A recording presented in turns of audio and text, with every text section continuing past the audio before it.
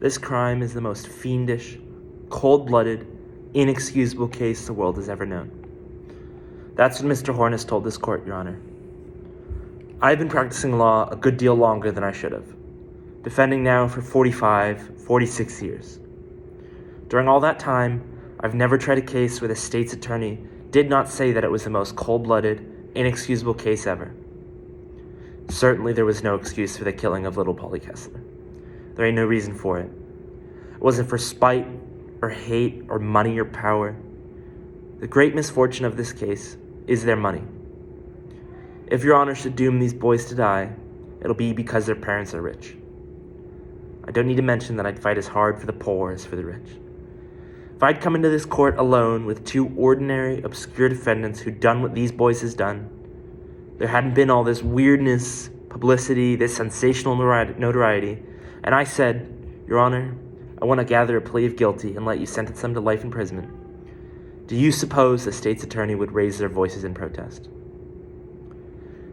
There's never been a case in Chicago where a plea of guilty on a boy under 21 has been sentenced to death. Not one. Yet for some reason, in the case of these immature boys of diseased minds, as plain as day,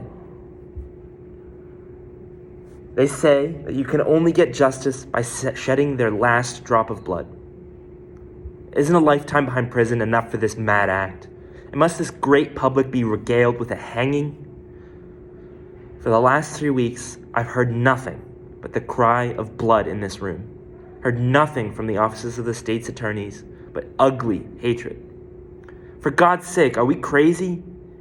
If you hang these boys, it will mean that in this land of ours, a court of law could not help but bow down to public opinion.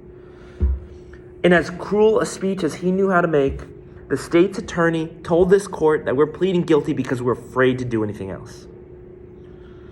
Your Honor, that's true. So of course I'm afraid to submit this case to a jury, where the responsibility must be divided by 12. No, Your Honor. If these boys must hang, you must do it. It must be your own deliberate, cool, premeditated act.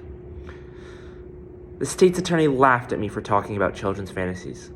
But what does he know about childhood? What do I know? Is there any one of us who hasn't been guilty of some kind of delinquency in his youth? How many men are there here today?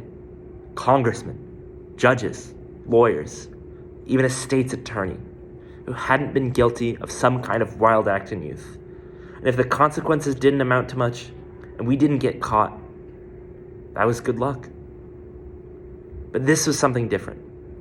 This was the mad act of two sick children who belong in a mental hospital.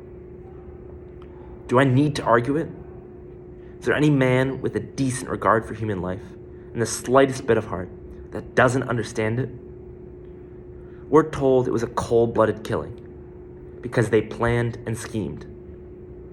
Yes, but for months, to hear the officers of the state who have planned and schemed and contrived and premeditated to take these boys' lives. Talk about scheming.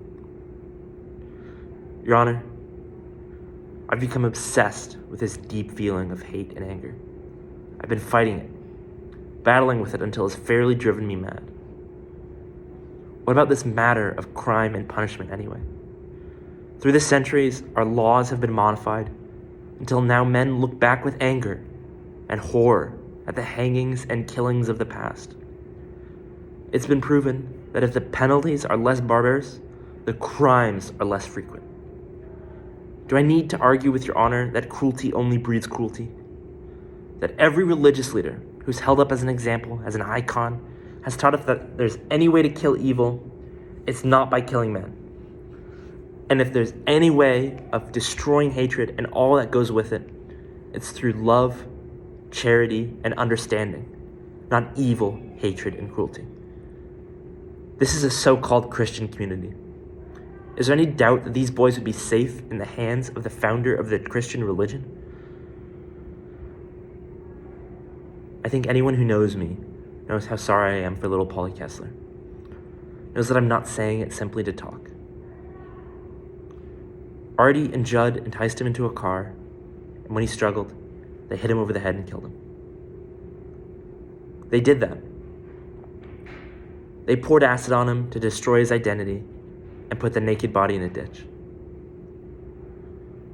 And if killing these boys, hanging them, condemning them to death would bring him back to life, I'd say let them go. And I'd say their parents would say so too. Neither they nor I would want them released. They must be isolated from society. I'm asking this court to shut them into prison for life. Any cry for more, any cry for blood, goes back to the hyena, goes back to the beasts of the jungle.